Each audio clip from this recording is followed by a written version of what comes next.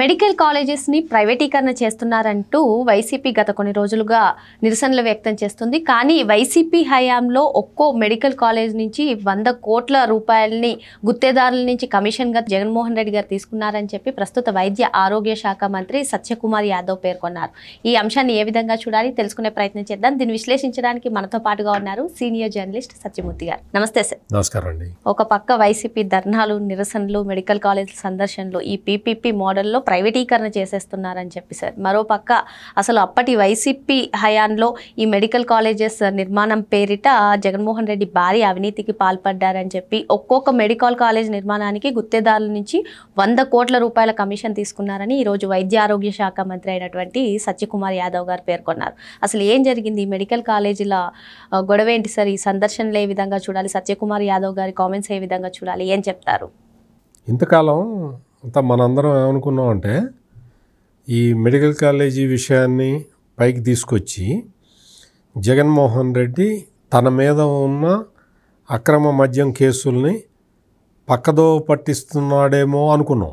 కానీ మినిస్టర్ సత్యకుమార్ యాదవ్ చెప్పిన దాని ప్రకారం చూస్తే జగన్మోహన్ రెడ్డి ఈ మెడికల్ కాలేజీలని పీపీపీ మోడల్కి ఇచ్చేస్తే తను కాంట్రాక్టర్ల దగ్గర నుంచి కొట్టేసిన డబ్బులు రిటర్న్ ఇవ్వాల్సి వస్తుందని భయపడుతూ దీని మీద ఈ రోజున ఒక ఉద్యమంలాగా చేస్తున్నాడని మనకి ఇప్పుడు అర్థమైంది.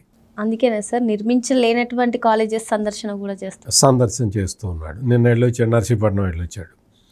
అక్కడికి వెళ్ళి చూసి ఈ పీపీపీ మోడల్ అంటే ఇంకా ఈ కాంట్రాక్టరు, ఈ గొడవ, ఈ కమిషన్లు ఇవ్వటం ఇవన్నీ ఉండవు కదా.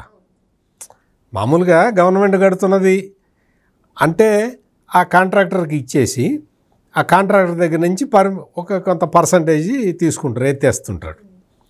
ఈ జగన్మోహన్ రెడ్డి టైంలో జరిగినవన్నీ ఇవే వ్యవహారాలు. ఇప్పుడు గవర్నమెంట్ కట్టకుండా పీపీపీ మోడల్లో స్వచ్ఛంద సంస్థలకి ఇచ్చేస్తున్నాను అని చంద్రబాబు నాయుడు ప్రకటించిన తర్వాత గుండెల్లో రాయబడది జగన్మోహన్. ఆ కాంట్రాక్టర్ల దగ్గర తీసుకున్న డబ్బులు రిటర్న్ ఇవ్వాల్సి వస్తుంది. మరి ఎట్లా ఈ గండం నుంచి ఎట్లా గట్టెక్కాలి? 500 కోట్లు నొక్కుంటారు కదా. ఎట్లా ఈ గండం నుంచి బయటపడాలన్న ఆలోచనతోటి ఇప్పుడు ఉద్యమం మొదలుపెట్టాడు. 1 కోటి సంతకాలు సేకరిస్తా అంటాడు. నువ్వు 1 కోటి సంతకాలు సేకరించాల్సిన ఇష్యూ ఏంటి అంటే నువ్వు అక్రమ మద్యం ఇచ్చి 30,000 మందిని చంపినందుకు నువ్వు 1 కోటి సంతకాలు సేకరించాలి. 1 కోటి మంది లివర్లు, కిడ్నీలు దెబ్బతిన్నాయి నువ్వు ఇచ్చిన మద్యం తాగటం వల్ల. దాని మీద 1 కోటి సంతకాలు సేకరించాలి. నువ్వేం చేస్తున్నావు?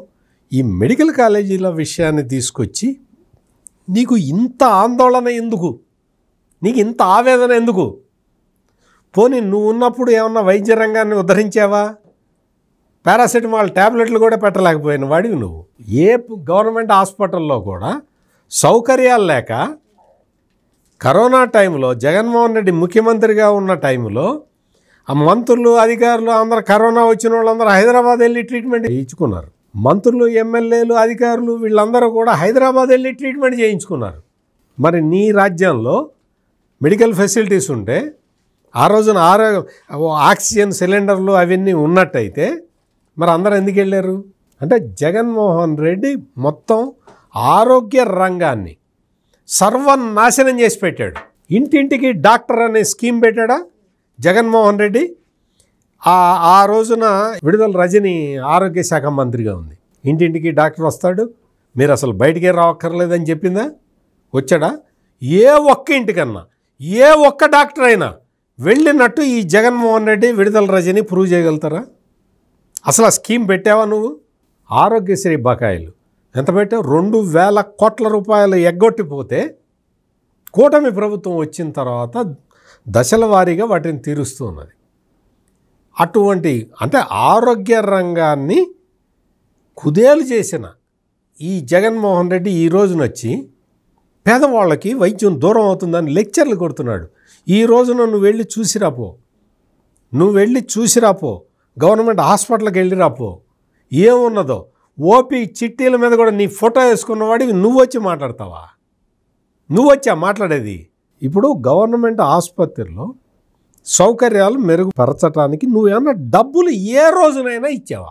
మెడికల్ అండ్ హెల్త్ బిల్లు మొత్తం అంతా బడ్జెట్ అంతా కూడా నువ్వు ప్రైవేట్ హాస్పిటల్స్కి దోచిపెట్టడానికే ఇచ్చావుగా. దేనికోసం ఇచ్చావు? జగన్మోహన్ రెడ్డి అనుసరించిన విధానాలన్నీ తప్పుడు విధానాలు. ఈ రోజున వచ్చి ప్రజల్ని రెచ్చగొట్టడానికి విపరీతమైన ప్రయత్నాలు చేస్తూ ఉన్నాడు. ఈ మెడికల్ కాలేజీల వ్యవహారాన్ని తీసుకొని పీపీపీ మోడల్ అంటే నీకు తెలియదు, అసలు నీకు ఆ నాలెడ్జే లేదు.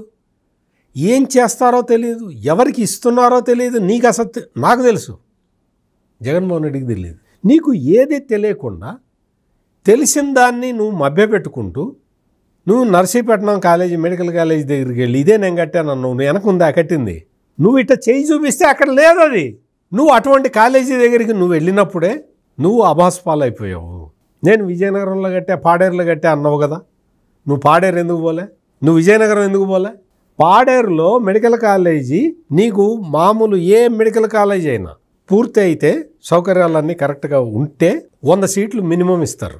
సౌకర్యాలు బాగా ఉంటే బాగా ఉన్నాయండి, పేషెంట్స్ కూడా ఎక్కువ మంది వస్తున్నారు, మాకు కొంచెం సీట్లు ఎక్కువ ఇవ్వండి అంటే 150 వరకు ఇవ్వచ్చు. ఈ జగన్మోహన్ రెడ్డి టైంలో పాడేరు మెడికల్ కాలేజీకి ఫస్ట్ 100 సీట్లు కేటాయించి ఆ తర్వాత వచ్చి మెడికల్ కౌన్సిల్ ఆఫ్ ఇండియా వాళ్ళు వచ్చి చూసి అక్కడ ఈ సౌకర్యాలు లేవు, ఏం లేవు, ఆసుపత్రిలో అసలు ఏమి థర్మామీటర్లు కూడా లేవు అని చెప్పి 50 సీట్లు తగ్గించారు. 50 సీట్లకు కుదించారు మొత్తం. దీనికి సమాధానం చెప్పాలి జగన్మోహన్ రెడ్డి, దీనికి సమాధానం చెప్పాలి. పాడేరులో సీట్లు ఎందుకు తగ్గినాయి? రాజమండ్రి లాంటి ప్లేసులో మెడికల్ కాలేజీ కడితే సీట్లు తగ్గిపోయినాయి, సీట్లు లేవు, ఇవ్వాలా?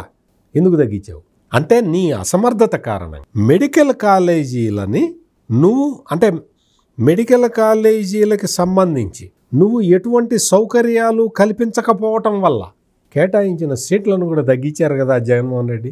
నువ్వు ఈ రోజున వచ్చి నేను బాగా చేశాను అంటే ఏం బాగా? నేను అడిగిన పాడేరులో ఎందుకు తగ్గినాయి, రాజమండ్రిలో సీట్లు ఎందుకు తగ్గించారు ఒకసారి చెప్పు. నీ పులివెందుల్లో ఇంకా ఎందుకు స్టార్ట్ కాలేదు ఒకసారి చెప్పు. నీ నియోజకవర్గం కదా, నీ నియోజకవర్గంలో నీ మెడికల్ కాలేజీని నువ్వు వెళ్ళి ప్రజలకు ఎందుకు చూపించట్లా? చూపించుకో.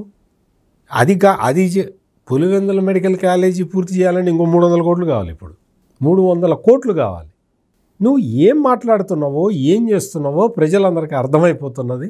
ఈ రోజున మంత్రి సత్యకుమార్ చెప్పిన విషయాలు మనం నిశితంగా పరిశీలిస్తే జగన్మోహన్ రెడ్డి పీపీపీ మోడల్ని ఎందుకు వ్యతిరేకిస్తున్నాడో క్లియర్ కట్గా మనకు అర్థమైపోయింది. ఎందుకు అంటే ఆల్రెడీ కాంట్రాక్టర్ల దగ్గర డబ్బులు తీసేసుకున్నాడు.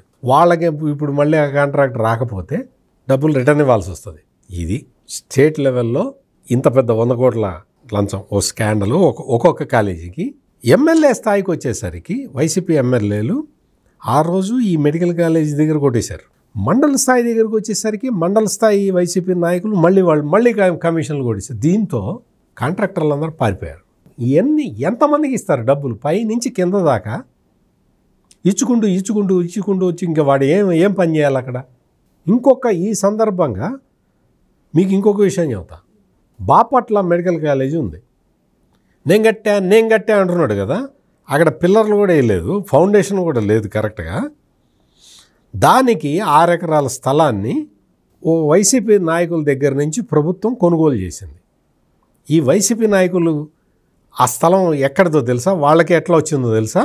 కొంతమందికి పట్టాలుంటే పేద ప్రజలకి వాళ్ళందరినీ ఈ వైసీపీ నాయకులు వెళ్ళగొట్టారు. అక్కడి నుంచి వెళ్ళగొట్టి దాన్ని అక్రమంగా వాళ్ళ పేరుతో రిజిస్టర్ చేయించుకొని దాన్ని గవర్నమెంట్కి అమ్మి డబ్బులు కొట్టేశారు. అంటే నేను బాపట్ల కాలేజీ పేరుతో సహా చెప్తున్నా. బాపట్ల మెడికల్ కాలేజీలో అక్కడ ఉన్న స్థలం మొత్తం వైసీపీ నాయకులు కబ్జా పెట్టిన స్థలం. దాన్ని గవర్నమెంట్కి అమ్మి డబ్బులు సొమ్ము చేసుకున్నారు. అంటే నేను ఒక్క బాపట్ల మెడికల్ కాలేజీ గురించి చెప్తున్నా. ఈ 17 మెడికల్ కాలేజీల్లో కూడా ఇదే భాగవతం జరిగి ఉంటుంది. అంటే నువ్వు మెడికల్ కాలేజీలు కడతా అని చెప్పి కమిషన్లు కొట్టేశావు ఒకవైపు, రెండో వైపు స్థలాలు కబ్జా చేసి పేదవాళ్ళ నోట్లో మట్టి కొట్టి నువ్వు ఆ స్థలాలు కబ్జా పెట్టి నీ పార్టీ నాయకులు ప్రభుత్వానికి అమ్మినట్టు, ప్రభుత్వం వాళ్ళకి డబ్బులు పే చేసినట్టు, ఆ డబ్బులన్నీ మళ్ళీ నీకు చేరటం. ఇటువంటి నాటకాలు ఆడి మెడికల్ కాలేజీలు పూర్తి చేయకుండా ఈ రోజున వచ్చి జగన్మోహన్ రెడ్డి నాటకాలు ఆడుతున్నాడు. మొత్తం కంప్లీట్గా హెల్త్ మినిస్టర్ జగన్మోహన్ రెడ్డిని ఎక్స్పోజ్ చేసి కూర్చోబెట్టాడు. అందుకని మనం we must appreciate health minister Satyakumar.